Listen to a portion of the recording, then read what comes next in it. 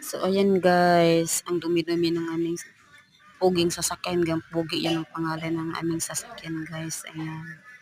Kaya lilinisan natin mamaya-maya guys. Ayan, tingnan mo yung sasakyan namin guys. Kasi palagi namin ginagamit yan guys. Yan ang kung saan kami papunta. Yan ang service namin. Ayan, tingnan mo guys. Ayan. Si Pogi yan guys. Pangalan niyan ay Pogi. Pogi naming mahal-mahal na sasakyan. Kahit gano'n lang yan guys. Napaka ano yan sa amin guys. Napaka importante talaga yan na Pogi ang nasakyan na yan guys. Kaya nga Pogi ang tawag ko dyan guys. Kasi nga, di ba ang Pogi niya.